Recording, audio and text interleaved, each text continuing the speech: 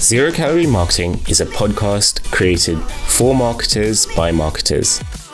In this podcast, we cover everything from marketing, philosophy, life, and whatever else that comes in between. We ask our guests about their current marketing struggles, how they overcame their biggest hurdles in their career, as well as tips and tricks listeners may be able to take away. Without a further ado, let's get to it. So today I'm joined by Krisztina, or Chrissy as as her friends call her, and I hope we can bridge that gap after this conversation. We can start being in a nickname basis. I'm joined by Krisztina, and please help me. How do you pronounce your surname? So my surname is Gyüre, so Gyüre. Hungarian. Yes, you are the first Hungarian guest that we've had so far. So we're really excited, and hopefully this doesn't go wrong, and we do justice to the Hungarian country. So today it's exciting because we're joined. You're actually in Marseille at the moment, and tell us, what is it like in Marseille at the moment? I'm really happy to be in Marseille today. I came here for the long weekend, taking the opportunity that flexible working provides us now. And it's super sunny. It's 30 degrees. I'm really excited to get out there, drink some wine, and lie on the beach for the weekend. Well, by the time this episode will be aired, my jealousy would have reduced slightly. So tell us who you are and what do you do? So I'm the marketing manager at tech consultancy, a multiple Google Cloud Partner of the Year, Datatonic.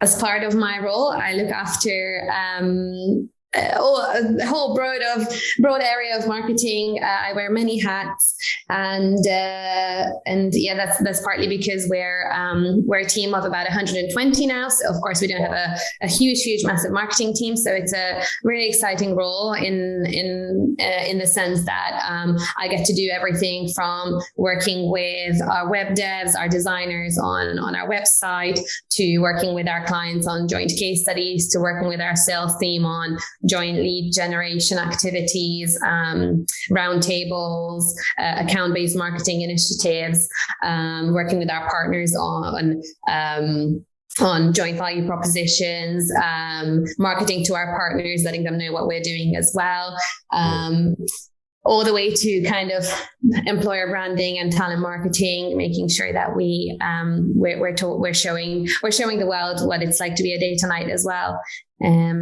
So it's like, it sounds like a busy working environment at the moment.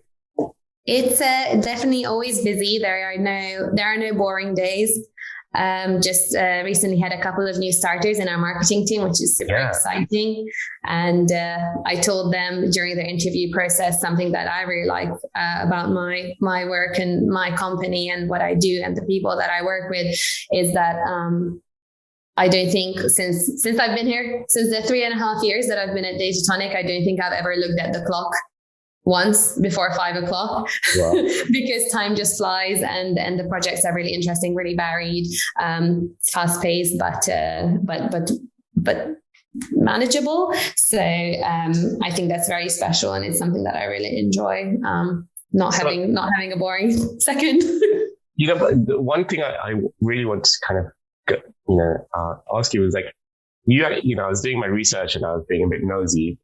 So you actually studied psychology at university. I did. Can you tell us how that has actually inspired or impacted the work and your approach to marketing? Oh yeah, sure, definitely. You're right. My background is in psychology. I studied psychology at UCL, which I loved. Fun fact about me: I actually got into UCL to study mechanical engineering with business finance. But I always was so interested about human behavior and human psychology that within the first week, I said, actually, can I change? And UCL allowed me, which was great. And then out of uni, I spent a couple of years working working as a therapist with autistic children. And then after that, I got pulled into the shiny world of tech and sales and then marketing. I do find marketing to be a really good fit for me because it's well, there are two areas, I think. One is the kind of more obvious consumer psychology, what messages resonate with people, what brand elements resonate with people, you know, from what colors make people feel certain things to the language that you use to describe a product or service and how that affects people, to when to you know, A/B testing email campaigns, to test whether people are more likely to read your newsletter on a Friday or a Monday or at 2 p.m. or 5 p.m. or maybe a Saturday. It's quite interesting. And secondly, so that's kind of like the first part is more how can you apply psychology and all your knowledge in your role to get the business outcomes that you're looking for. But I think secondly, which is from a KPI perspective, not as measurable, but how much you enjoy your working environment. How do you work with the people that you're around every single day? So, I mean, this is let's go back in time. So you're in Senate House. So I actually went to UCL too. So I know, so, similar to you, actually, I studied public policy at Institute of Education, which is now UCL. But I suddenly found myself drawn to the psychology section of the library more so than any other parts of the, of what the institute had to offer. And so I was like reading so much about psychology because it was just such a fascinating kind of world. And from a marketing perspective, I can definitely see the seeds of my thinking from what I studied at a uni to what I'm doing now. So the long-winded question. So you're at Senate House, you're sipping your coffee, and someone told you, you'd be working in digital marketing or marketing. What would you say? How would that, is there any kind of inklings or kind of, ideas that you had at that time and thought, you know what, I'm going to go into marketing? First year of uni, this is. No, I was definitely set on doing something to help people live a better and happier life. I was really interested in positive psychology. I was really interested in mindfulness, maybe coaching. But then actually what I did find coming out of uni at the age of 22, that I hadn't even worked through my thing. So what did I have to offer to somebody who is dealing with, I don't know, corporate lifestyle or life in London, or, having to commute to Canary Wharf and look after millions of pounds of budget? And how can you coach somebody whose shoes you actually can't put yourself into? So, I still very much have a big passion for psychology, and I definitely see myself at some point in my life doing at least part-time that kind of role. But I'm really happy that I've been swayed by the shiny world of tech in the meantime, because I can experience probably the lifestyle and the challenges that most people experience working in large companies, or maybe fast-paced environments, or having a non-psychology related career. So I think I have a lot more to offer. It's given me time to kind of work through my own things as well, which means that you can, kind of like the empathy perspective. So no, probably not at that point. However, as soon as I started looking at roles outside of psychology, even though I found sales initially, I think as soon as I was in sales for a few months, I thought, I really like what marketers do. I think that would be quite interesting. And they're actually align incredibly well. And so very lucky that these two passions of mine can sit next to each other and inform the other. No, honestly, I can tell you, I studied psychology for a year, and it started as a hobby. My official degree is nothing to do with psychology, but I always had this passion.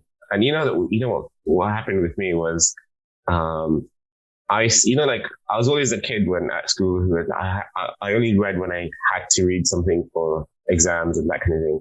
But then for the first time in my life, I was actually seeking out books and reading up, like references and chasing them up just because I was really into it. And I thought, you know what, this may be my true kind of passion.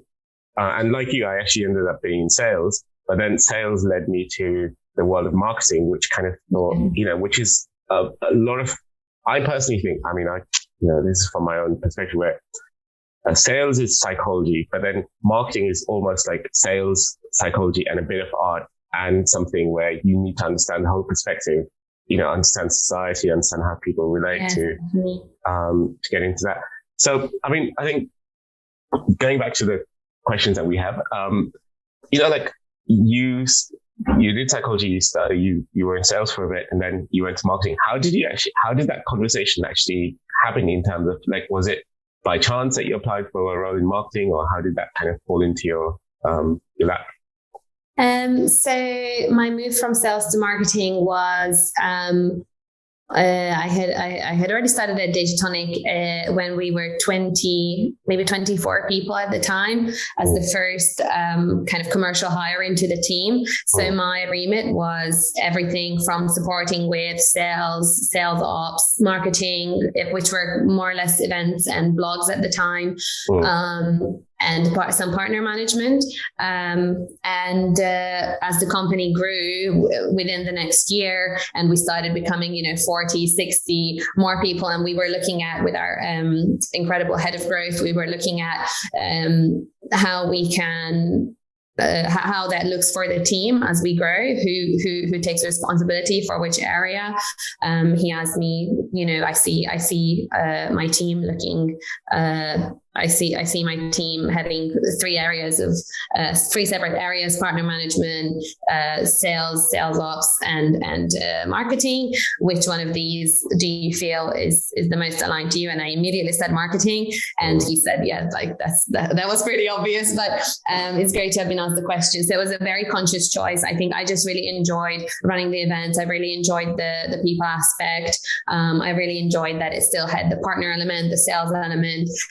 So it was a total no-brainer for me, and I definitely felt very lucky that I could make that move within the same company, and I didn't have to go back to square one somewhere else from a marketing exec position. So you grew into the role and the company. So, clearly, because when you are working within a big company or fairly small, medium-sized enterprises, and the whole of marketing rests on you, and from the sounds of you've had a chance to flavor a whole range of marketing tools and try lots of things. What's been your best marketing activity that you've done to date? It doesn't have to be one; it could just be like a range of things. Definitely. I'm happy to answer this. So I think I can immediately think of a couple of events that have been very well received and kind of both from a lead, one of them is more lead gen activity. So generating lots of leads who are, we call it on target for us. So the right companies, the right stakeholders, the right kind of conversations that we were having. And that was sponsoring Google Cloud Next in 2019, which is Google Cloud's big flagship event. It was in London in that year. And it was because we're a data and AI consultancy specializing on Google Cloud Platform. So it's a really, really important partnership for us. We know that the people who are coming to that event are going to be interested in Google Cloud Platform solutions on Google Cloud Platform, which our team can help them with. So that was very much kind of like the right audience. It was really, really fun to organize. Again, just getting the whole team together to pull together to make our booth look amazing with the designers, to develop the demos that then pulled people into our booth. With the technical team, we had a demo with Lush bath bombs and kind of like image scanning to show how we help them develop their machine learning model inside their app, which has allowed them to go packaging free. We had another demo, which was AI generated music So that was great, and it translated into direct opportunities for us. Those conversations, carried on over the next 2 years, and our presence as well. So kind of like huge value in the awareness generation, being there, people seeing our logo, and then also the conversations that we were having, the lead gen activities, building our database, people opting into our newsletters, people opting in to see what we send them, and the sales guys being able to pick those conversations up later. And then second, I also have an event, which was more mid-funnel engagement last year. So that was a C-level roundtable that we had at Google's offices, specifically around MLOps, which is one of our key go-to-markets this year as well. It's one of our specialty areas. Our team are very, very good at building machine learning platforms, using the latest Google Cloud tools, and we ran a roundtable for clients and prospects who we were already engaging with. So again, not so much a lead generation activity, people who are interested in making the most of their GCP stack, already doing machine learning, but want to do it better, want to get those models to production faster.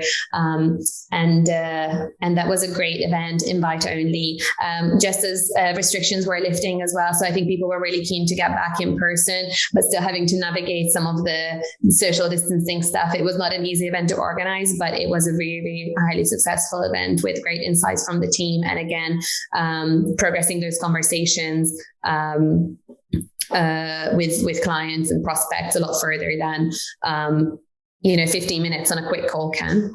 Okay, well, I don't want to kind of curtail your questions or answers. I want to kind of get into the quick fire routine now.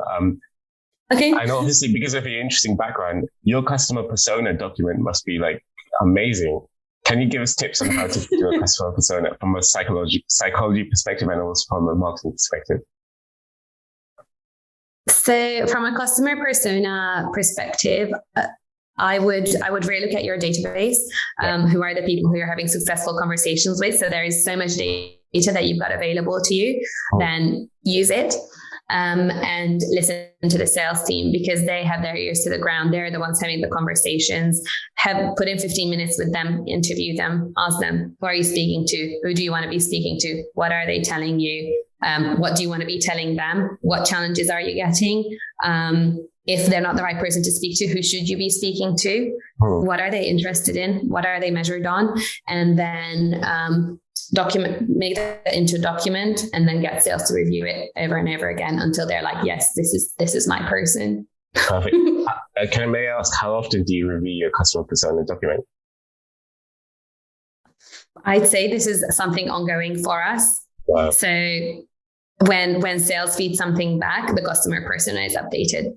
Wow, that's amazing. Because we update our customers every 6 months. Well, we know that companies, well, we can't name names, but there are some companies that we work with who have never updated the customer persona, and we're having to do the work for them. Moving on, what is your biggest headache and what's keeping you awake at night? Ooh, I'd say, this is a tough one, actually. Don't like to think about headaches. What's the first thing that comes to mind? I was thinking operations. I think, being a high growth scale up, or, still very much a startup culture, so many great things about it.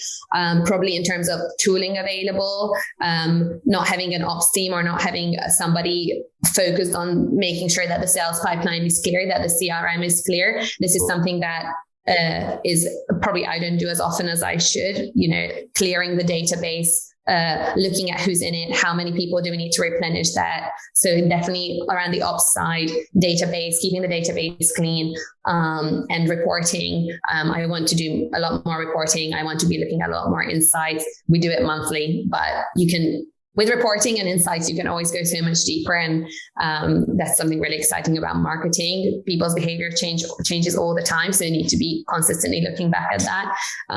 That's what I want to automate as much as possible and get help with. If anyone's out there listening and wants to come back, get in touch, then, from operations side, that's an issue that a lot of marketers that we talk to have. So now, you have to only answer one thing, and I'm being unfair here. What's been the best return of investment activity that you've ever taken? And you cannot think about it. You just have to say the first thing that comes to mind. Probably the Google Cloud sponsorship, the Google Cloud event sponsorship. Yeah.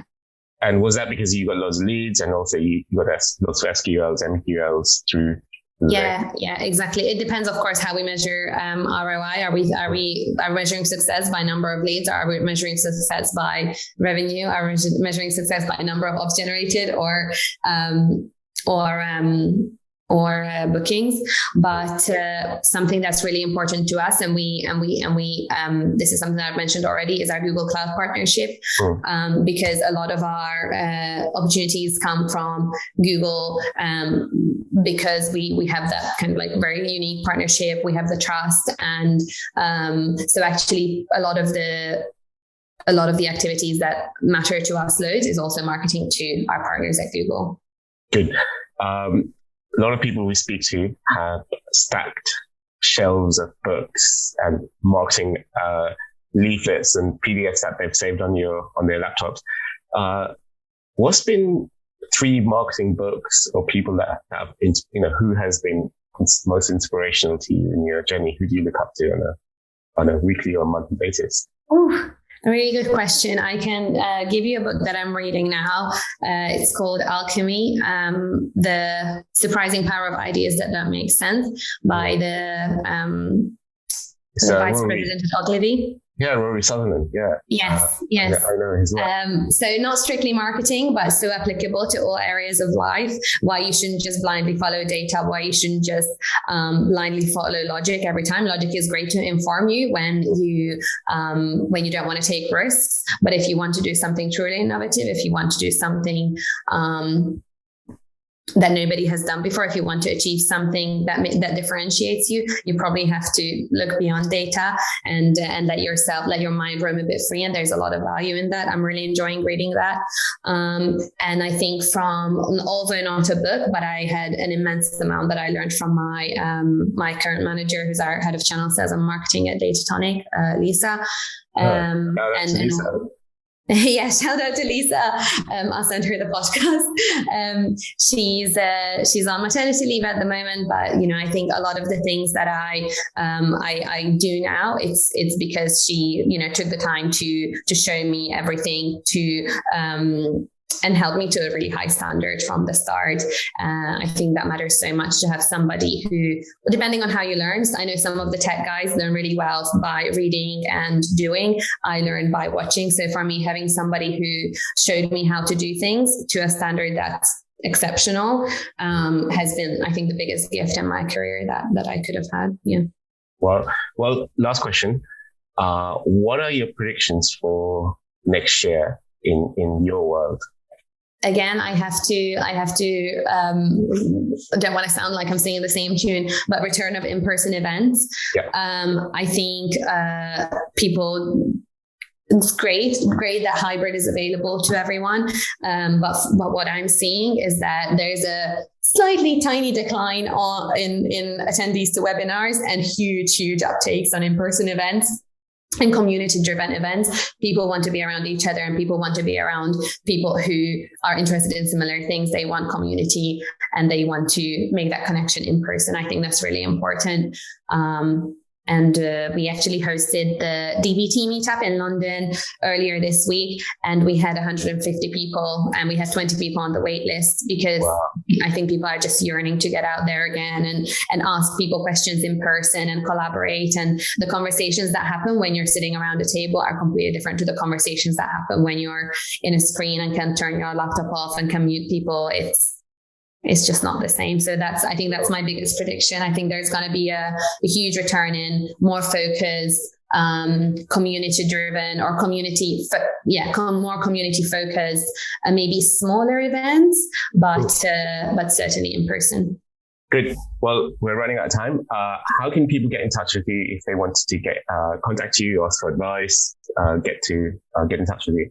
Of course, so they can find me on LinkedIn under my name, Krisztina Gyüre, or via Datatonic. I'm the marketing manager, and my email is also just my first name dot last name at gmail.com. Cool. Thank you so much for your time, Krisztina, and we will be in touch with you very soon. Thank you, and thank you so much for having me. It's been really fun. Okay.